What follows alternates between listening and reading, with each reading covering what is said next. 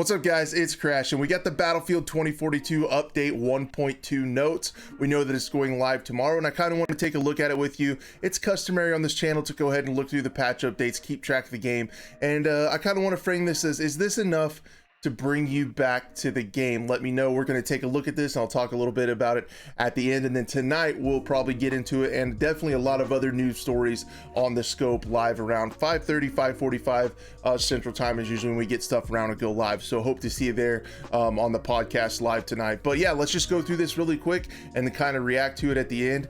And yeah, is this enough to bring me back to the game? No, probably not.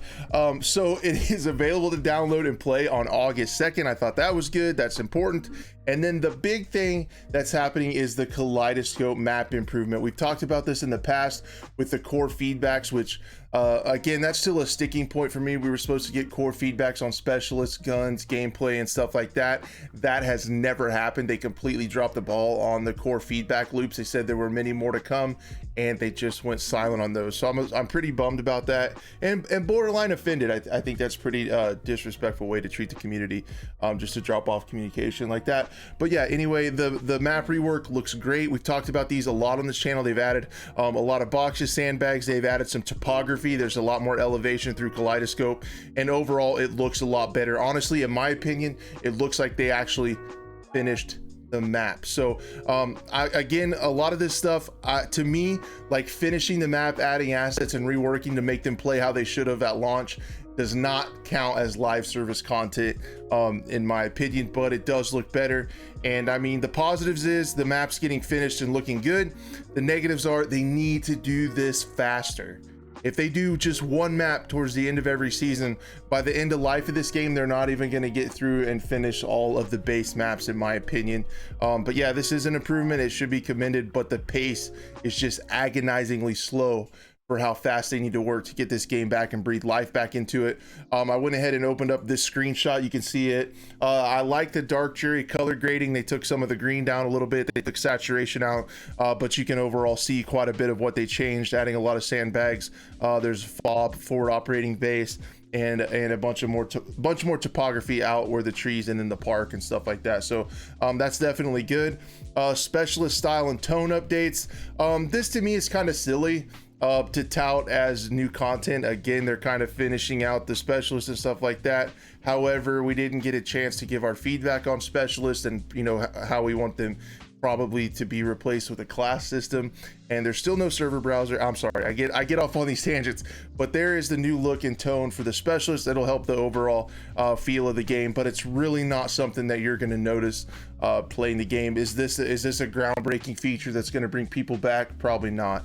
Then you have your player profile. I think this is great. This is another feature that should have been at launch. This is not live service content, but it is definitely nice. Again, it's not really earth-shattering. Oh my gosh, everybody try the game again. It feels amazing because you have player stats that you can look up on BF Tracker anyway, but it is a welcome addition, and it's something that's definitely needed. And then the other big thing is fixed an issue with aim assist that prevented auto tracking from working as intended for moving targets. So we are almost 270 days since launch, and we're getting the controller to aim right. And any day now we'll get that mouse input fixed. If you guys didn't see a video, I did a video last week explaining the mouse input issue and actually measuring it with some software, so you guys could take a look at that.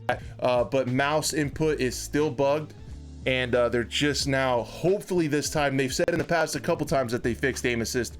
Hopefully this time they actually get it done. So yeah, overall as a whole, I don't think this is anything earth-shattering. I think people are probably going to come back and check out the map. Without a server browser, it's going to be really hard to play the map that they fixed. Hopefully they do. Maybe you have to just hope that they do a playlist where you're able to check out the Kaleidoscope map, because if you just rely on standard matchmaking, it's going to be really hard to play that map that the people want to check out.